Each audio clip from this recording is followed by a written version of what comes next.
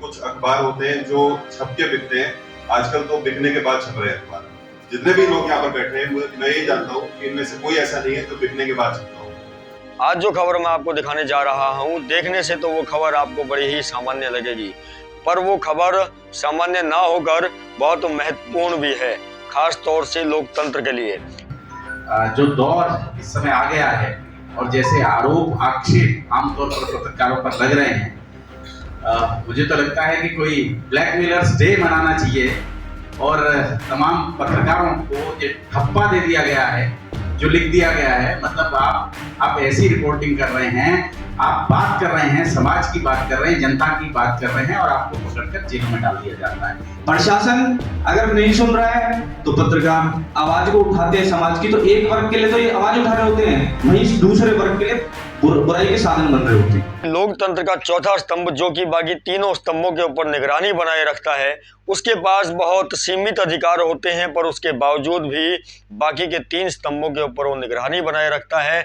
और कहीं भी अगर वो तीन स्तंभ कोई भी गड़बड़ झाला करते हैं तो जनता के सामने उसे वो स्तंभ उजागर करता है, जिसे हम पत्रकारिता कहते हैं। दर्शकों, आज संस्कृति संरक्षण संगठन फरीदाबाद के द्वारा पत्रकारों को सम्मानित किया गया। फरीदाबाद के काफ़ी पत्रकारों को सम्मानित किया गया और उनकी हौसला अफजाई की। साथ ही साथ मैं आपको बता दूं कि इस संगठन के अध्यक्ष विपुल कौशिक जी ने पत्रकारों की हौसला अफजाई तो की ही की, साथ ही साथ उन पत्रकारों के द्वारा समाज हित में किए गए कार्यों का भी उस सभा में, उस समारोह में वर्णन किया गया। क्या कहा विपुल कौशिक जी ने, साथ ही साथ फरीदाबाद में पत्रकारों की अग्रणी पंक्ति में खड़े हुए सौरभ भारद्वाज जी ने क्या कहा पत्रकारों पर हो रहे अत्याचारों को लेकर, देखिए मेरी खास रिपोर्ट। नारद जयंती के अवसर पर तमाम मीडिया के साथी यहाँ उपस्थित हैं। आप सभी की उपस्थिति को प्रणाम करता हूँ, नमन करता हूँ।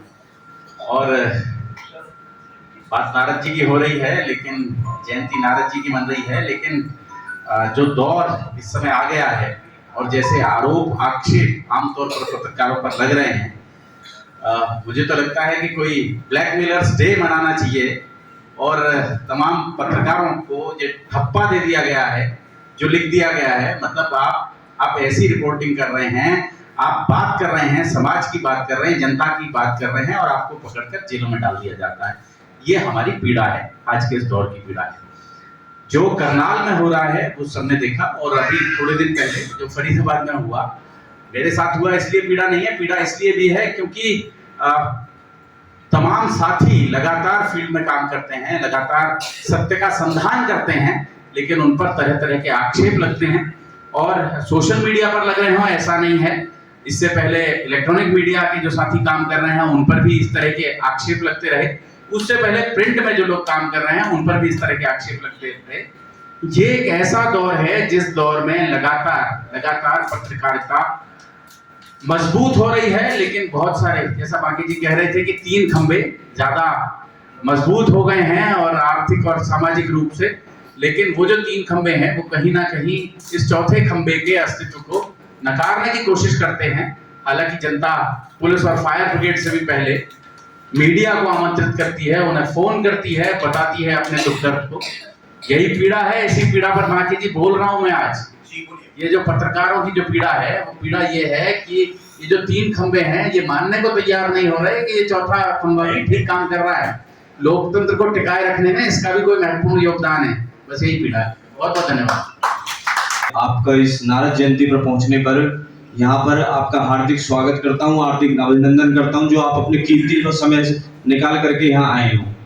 तो मैं आपको बताना चाहता हूँ, हमने इस संगठन की जैसे शुरुआत की है तो ये पहला कार्यक्रम है, और पहला कार्यक्रम हमने इस देश के चौथे स्तंभ के सम्मान करके हमने करना चाहा। पत्रकार समूह ऐसा है जो इस समस्या का उठाने का अपना पेशा बनाता है, तो ये भी अपने आप में बहुत बड़ी बात है कि जिन समाज के 99.9 लोगों को मतलब ही नहीं है कि देश की समस्या से अगर उनके वो गली में भी जा रहे हैं और कुछ चीज हो जाए तो सारे मतलब अपना पल्ला झाड़ लेंगे, कोई नौकरी की क्या निकल जाएगा, लेकिन याद किसको कराएंगे?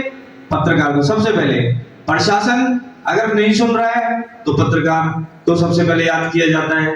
तो कहने का मतलब ये है कि जो इन समस्याओं को आप ये सोचते हैं कि भाई इन्हें तो तनख्वाह मिलती है, लेकिन ये बिल्कुल ये गलत विचारधारा है। तनख्वाह तो और भी साधन है दुनिया पर कमाने के, लेकिन जिसने अपना पेशा, एक इंटरेस्ट भी तो होता है ना अंदर से कि मैं इस लाइन को चूज करूंगा, कि मैं समस्या के चूज करूंगा, मैं बुराई लूंगा।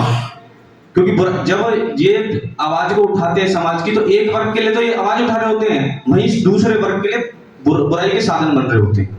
क्योंकि जिसके खिलाफ आवाज उठा रहे वो इन्हें बुरा बुराई बोलेगा। तो सबसे पहले तो इतना बेहतरीन कार्य करने वाले, और इसके लिए दिल चाहिए, इस काम करने के लिए, इस पेशे को चूज करने के लिए दिल चाहिए। तो सबसे पहले तो हमारे पत्रकार जितने भी साथी आए हुए, इनको पहुंचने पर जोरदार तालियों बजा करके स्वागत किया जाए।